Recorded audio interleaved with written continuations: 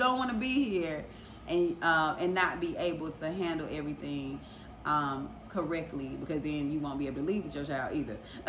So hey guys, welcome back. This is Mimi Abroad, and today we're talking to Enlightened Nay about having a baby here in Mérida, Mexico, and what that looks like, and how she was able to obtain permanent residency for her and her family after doing so. This talk is going to be intimate. It's going to share some very private information, so tune in, and I'll see you at the end. Victoria Marable. And she's going to talk about having a baby here in Mérida, Mexico. A little background about me. I didn't go into my introduction too much. So I am a professional doula, and that is somebody that is essentially a birth coach for women that are going through pregnancy, and we start from the beginning. So did you come here pregnant, or did you become pregnant in Mexico? Okay, so I came here pregnant. The very first time I came to Mexico, we were doing an exploratory trip, just to see really if we could stand the heat here. I heard it was so hot in Mexico, and particularly in Mérida. So we came here. I was already pregnant, about I would say probably about 7 or 8 weeks pregnant when I came here. I had experienced a late term stillbirth in December of 2021, and we came the following year, May of 2022. So because of that, or I guess the I don't want to say side effect of having a stillbirth, is that you can possibly lose the subsequent pregnancy after that. And in the U.S., I was experiencing some issues with my doctors. I had a high-risk doctor and a regular primary OBGYN, and they couldn't agree about what was going on with this current pregnancy that I was in. Whereas, was I having twins? It looked like a twin ultrasound, but there were some discrepancies. I had had twins before, so I knew what the ultrasound was supposed to look like, and it didn't look like that to me either. So while we were here, I heard about how good the healthcare was, and I just wanted to test it out. So I'm like, it wouldn't hurt to get a second opinion while we're here. So that's what I did. And I don't know, I'll tell you about it later, but Okay. So you're 7 weeks pregnant. How did you find a doctor to get an opinion? Because you're here on an exploratory trip, so you have plans of going back, right? Yes. I made it my business to become, I guess, intertwined in the different communities out here before we came. I began researching living abroad in 2020.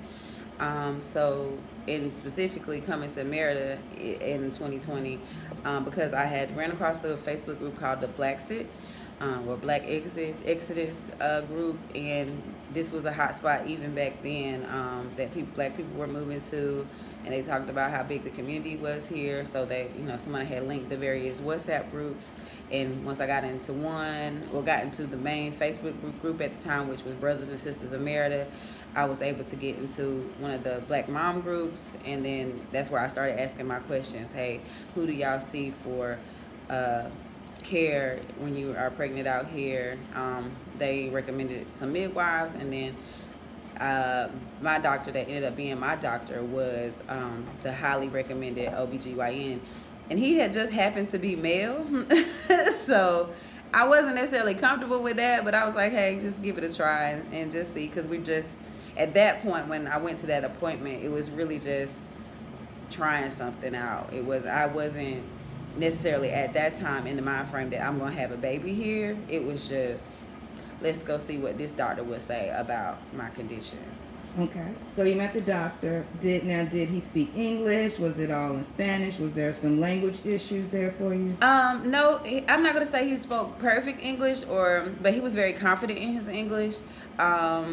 If you've ever spoken to somebody that's Spanish is their primary language, they don't necessarily speak English the way we do, so some words may be flipped around, but no problem at all understanding him or any medical terms or anything like that. He spoke great English, in my opinion. Now, did you have to have insurance, or were you just paying cash? No, I was just paying cash. I did communicate with his office. Well, actually, I feel like I communicated with him directly through WhatsApp initially, and then he gave me his, I guess, mode of booking appointments, which is through an app called Doctorala. I'm probably saying it wrong, but to schedule my appointment. Now, his receptionist did not speak English, but of course through WhatsApp and that app, you're able to, get the messages and translate them and answer back and all that good stuff. So that's what I did as far as setting up the appointment. And then I ended up going to the appointment, and I want to say I got an appointment within a day. So it was really fast. I was surprised about that because, in the U.S., you can't get an appointment for 2 weeks to a month out, when you're a new client or whatnot. But, yeah, it was pretty fast. Mm-hmm. Now, do you remember, round about the cost for, your initial consultation? Yes. So that was another thing that I was very shocked about. Being very early on, ultrasounds, they, usually do it at your first visit, just see what's going on. But I was not expecting to walk into a clinic or office where state-of-the-art equipment is just in there. I was expecting, I don't know what I was expecting necessarily, but it was not that. I will say that. Even on a scale of what I'm used to in the U.S., it's just like a little computer, a little, ultrasound machine. But this was this big, very glamorous looking office. I don't know, there was another machine in there. I don't know what it was for, but it was big and very nice looking. And it was just him. It wasn't like how the doctor's office are set up in the U.S. It's like multiple thousands of rooms and, a maze to get to where you're going. The lab's over here. It was not like that. It was a regular office. It was a small waiting room. His main office, where his stuff is at, and then you go into the examination part. And there also was nobody else there but me. So that was okay, this is a very nice place. Why are there not people waiting? And that I learned later, that's because he's very, very serious about comprehensive care and just being there and taking that time with that one person. There was nobody waiting, and as long as my appointment ended up being about an hour and 30 minutes. And even then, I was walking out and then somebody was walking in. There was nobody sitting there waiting or making, it wasn't no rush to my appointment at all. That's good. Paint the picture so when you say the price, we understand. Oh, yeah. So U.S. dollars, it was $30. And I had a full workup ultrasound. And upon the ultrasound, that's when I learned that I was expecting identical twins, and I was in the process of losing one of my daughters. So that's why the appointment ended up being so long. Dr. Felix, he is the one that I ended up hiring as my OBGYN, and he took up the time with me after delivering that news. He had known my history, and he just wanted to hold space for me, and that was an incredible, very moving thing for me. And of course I was upset. It was actually my anniversary, 7-year anniversary with my husband, so getting that news that day was very hard. And he just was very comforting, wanted to know if there was anything he could do or anybody he could call for me, or and just was talking to me about everything and how care would look going forward if I chose to hire him or what have you. And I was blown away. I was just like, wow, this is crazy. I've never experienced anything even close to this at a doctor's appointment. That's definitely amazing that he treated you like a person with empathy and compassion. So, because that's not the norm. No, not at all. It's like, oh, I'm sorry, your baby not gonna make it, and we'll see you in 6 weeks or a month, and that's it. Yeah. Unfortunately. Yes. All right, so let's fast forward. So you decided to hire him. So again, this was just an exploratory trip. So did y'all just stay here, or did you go back and come back? So no, I went home from that appointment, explained what I'm explaining to y'all now to my husband, and I'm like, babe, this was crazy. I wish you was here to see how he treated me, and it was just night and day. I come from a very small rural town in North Carolina where I don't even get care in the same town I live in. I have to drive an hour away to go to doctor visits anytime, and at this point I'm having to see 2 doctors. The appointments are never on the same day, so I'm making multiple trips. And I was just explaining to him, I was like, if I could figure out how to come back here to have the baby, would you want to do it? And he was like, sure, if that's something you're passionate about, then yeah, well, let's do it. You can figure out the budget, let's do it. And so that's when we began to plan to come back. I know I probably wouldn't be comfortable traveling outside of 36 weeks. So that was our target date. Once I got to 36 weeks, we needed to already be here. And then, of course, live here throughout the birth of the baby. And then probably like a month or two postpartum to get all the paperwork done and be healed up enough to be able to make the trip back to the U.S. So I moved here essentially for 3 months just to have the baby, and I knew I was also gonna have to go back again after that. And did you deliver in a hospital, in your home? Yes, I'm traditionally a home birth or natural, no medication mom, but because of the complications that I was experiencing in this pregnancy and the pregnancy before, I opted for a C-section. So I did have the baby in a hospital. But I expressed from the very beginning that I wanted to have a gentle cesarean, which is one where the baby kind of births themselves. They like make the incision, and the baby they very lightly help the baby be born, but it still gives you the, I guess, experience of delivering vaginally. And like after the C-section, like baby comes straight to my chest. We bond. Y'all do what y'all got to do down there to get me back stitched up, and then the baby's never like taken from me or done anything with until way later. So I was able to have that. Culturally, I normally practice lotus births with my children. That was the only thing that I was not able to have in a hospital, in the hospital setting, and that's just because I feel like they've never heard of that here. But what I will say, my doctor did fight for me to have what I wanted. He told me send him pictures of what it looks like, write a letter, and he would attach another letter saying that he was comfortable with doing it because, this was a part of my culture and something that I wanted to do with my child, and he didn't have a problem with it, but the board of the hospital was just like, we don't want her to come back and sue us later, so we would prefer not to. So it wasn't necessarily a deal breaker, because I didn't do it with my first children either, because they were also C-section children, and I had twins, so I wasn't really tripping about it. So I was just like, okay, but I did appreciate his thought and consideration in even doing something like that, because again, that was not something that would have happened in America. They'd been like, no, and that's it. What is a lotus birth? A lotus birth is when you leave the umbilical cord and the placenta attached to the baby until it naturally falls off. Oh, wow. Yeah. How long does that take? Normally 3 to 4 days. All of mine have only been about 3 days. But you use herbs and salt, pink Himalayan sea salt to dry and pretty much deodorize the organ while it's drying, just like you preserve meat. And then it dries it out, and the umbilical cord naturally falls off, but it doesn't interrupt the transference of the stem cells and the blood. The baby gets all of that. So, normally if you've ever had a baby or seen it on TV, when they cut the umbilical cord, blood is going everywhere, and that's nutrients and blood that the baby needs, so I make sure my babies get all of what came with them. That's interesting. I've never heard of that, but again, I've had all my children in the hospital, so it was pretty sure something that was not an option. Oh yeah, well, I mean, it's like I said, culturally it's something that we do. I have been able to achieve it in the hospital in America. That I was freshly a doula, very in my advocacy mode, and wasn't like taking no for an answer. So I delivered in the hospital almost 2 hours away just to get the care and things I want. And then after that, I started having my children at home. Okay. So it wasn't an issue.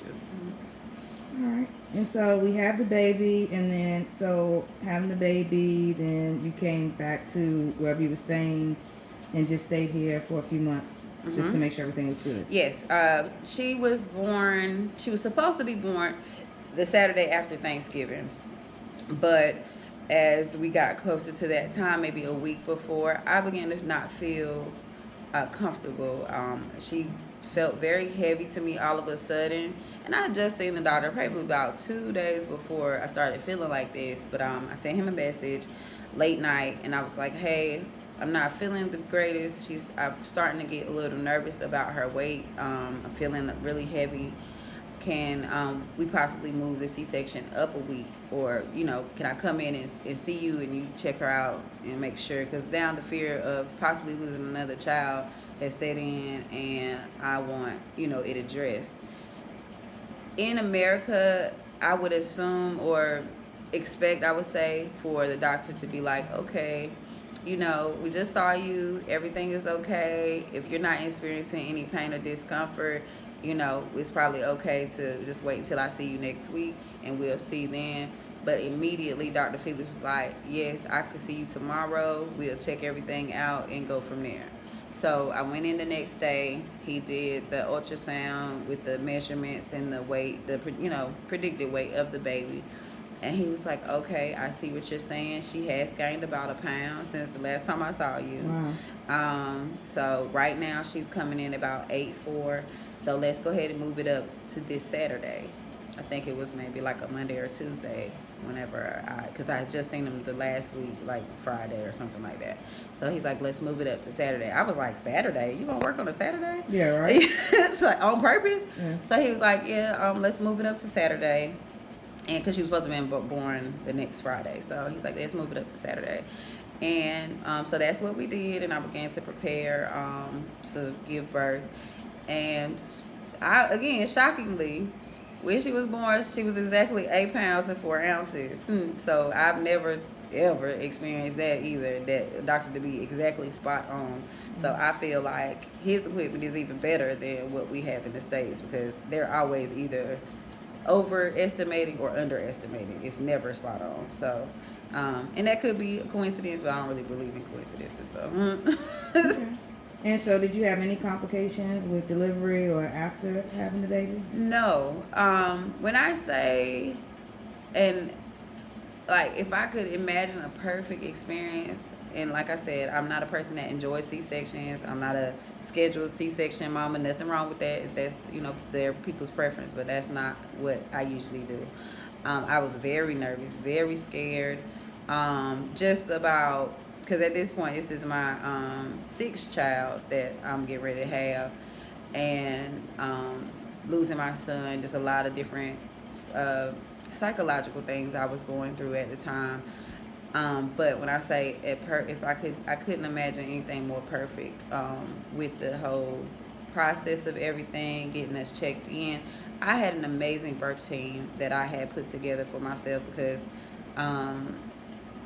Princessa was going to be our last child, and I wanted to be fully supported. If I'm making this big move to come here and have my baby, I wanted to be as supported as possible. I didn't want any of us lacking anything, from me all the way down to my husband and children. I didn't want anybody to have to go without anything, any type of care.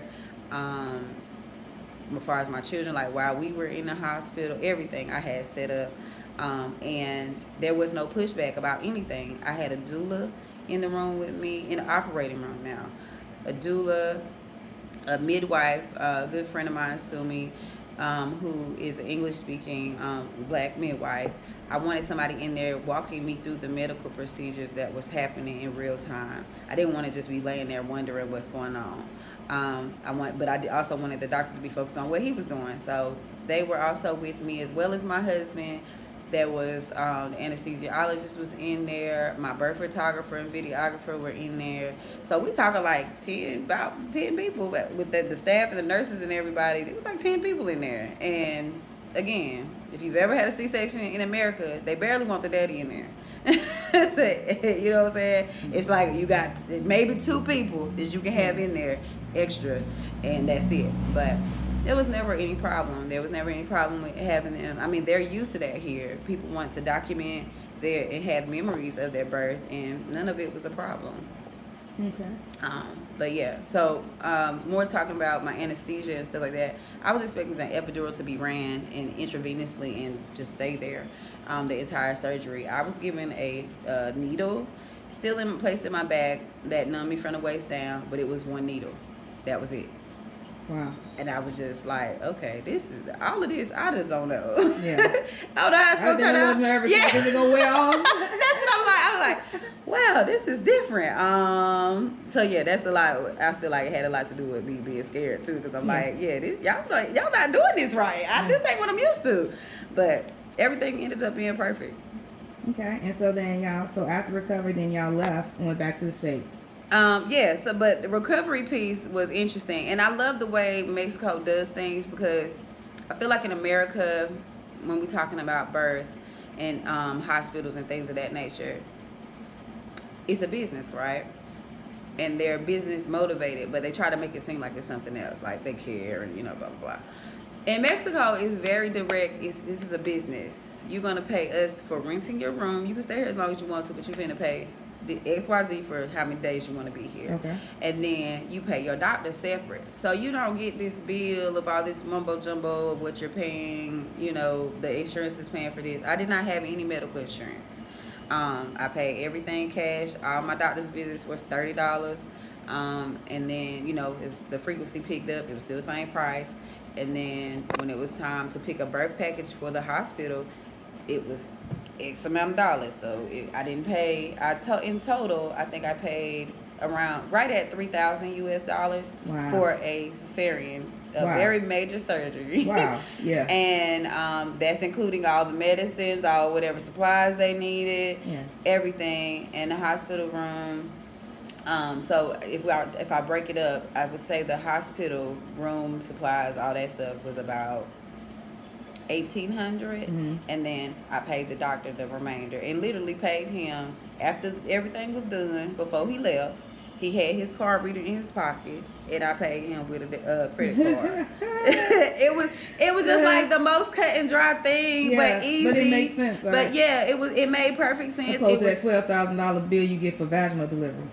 Yeah. Yeah. It was, and that's when I knew. I mean, of course, I had researched prior to how much it was supposed to cost.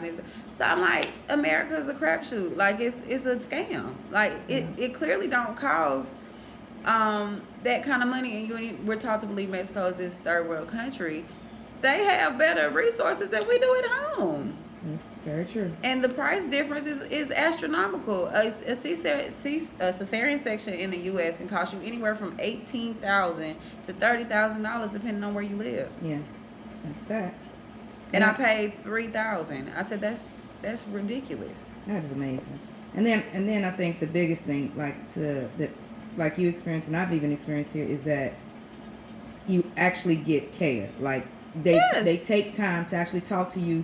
You're not just on a 15-minute get out because the next patient comes. Yeah, you're not a number. So it's like my experience in the U.S. has always been, the doctor will literally tell you, I'm out of time. And it could be in the middle of going over something with you and then say, my nurse will have to follow up, or we'll need to do another appointment.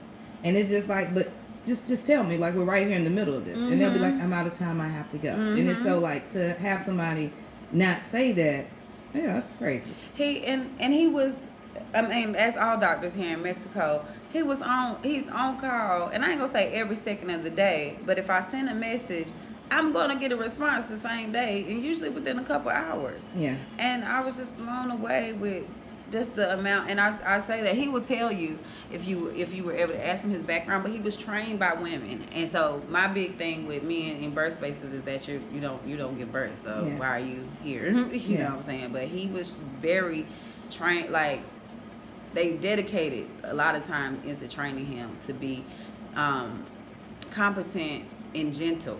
Okay. A lot of times men are not gentle in the birth space. Right. And not just in his language and things like that, but literally gentle. He wanted this surgery to be perfect. He called in a woman OBGYN, his colleague, to not necessarily, he didn't need teaching or anything, but he wanted another set of eyes on what he was doing to me, and every stitch in the right place. He cut out my old incision that was keloided over, and I don't know if people know what it looks like when you heal from a C-section. Cut that scar out and perfectly stitched me back together to where I don't have a scar at all. Get out. So bikini season is over. Yeah, if I get rid of this flap, the C-section flap, the infamous flap, if I ever get rid of that, it's not going to be no scar there. And so I was just like, so thrown, gotten away with. Yeah, I was so gotten away with the actual care and consideration to want me to have a great experience. Knowing everything that I had been through, and very just reassuring.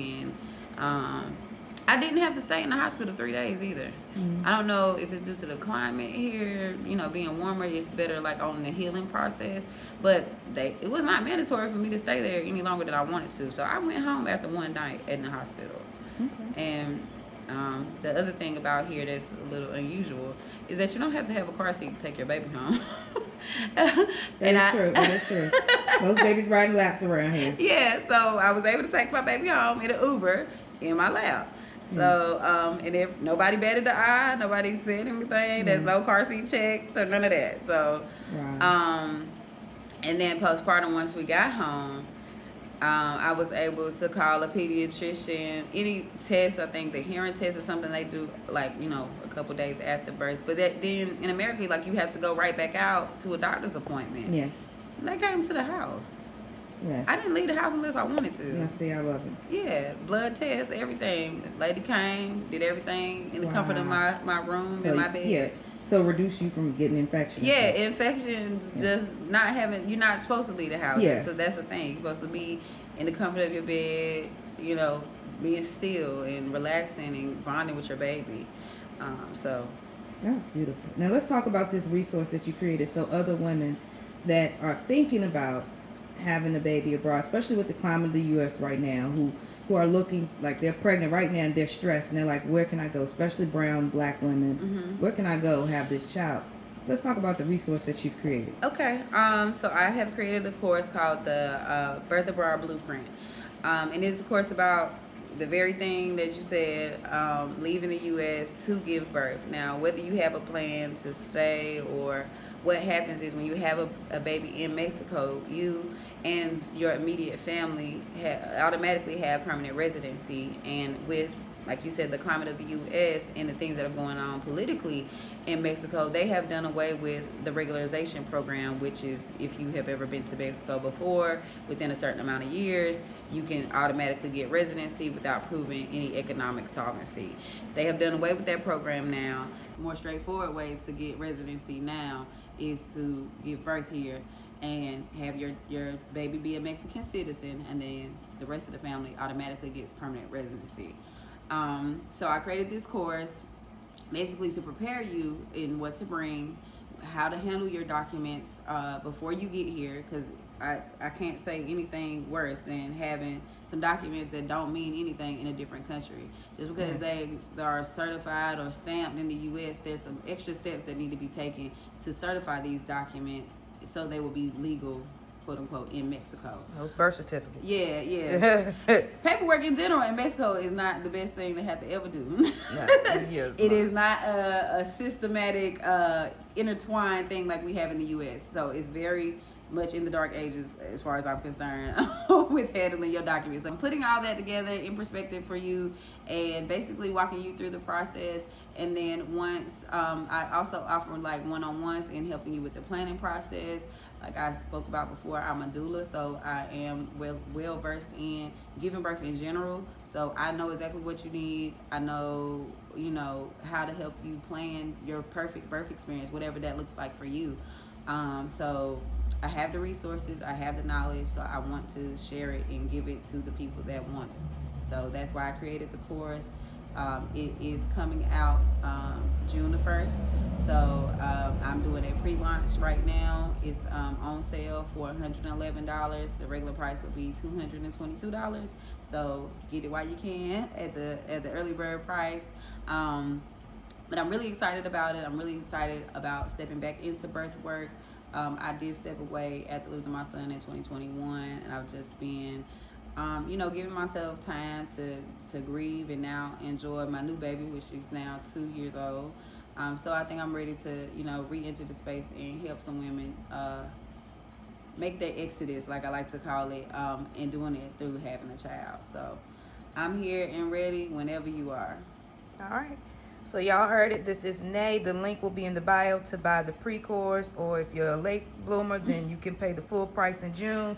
But if you're thinking about having a baby here, then she's the one to talk to because she just did it. So, all right. Until next time. Peace. So, as always, thanks for hanging out, guys. Nay does a lot of things here. She specializes in natural hair care. So, if you need somebody to do your hair, this is her website here. Check it out. She's doing a braid special for kids all the way through the summer. So, please like, subscribe, comment, share this with everyone you know. Until next time, this is Mimi Abra saying hasta luego, adios, peace. Baby, we can make it so simple right now, yeah. Something in your past must be weighing you down. So your attitude, they be bossy. Feeling like the past, keep on pulling back. Baby, me no longer the old me. I'd do anything just to hold you. Maybe you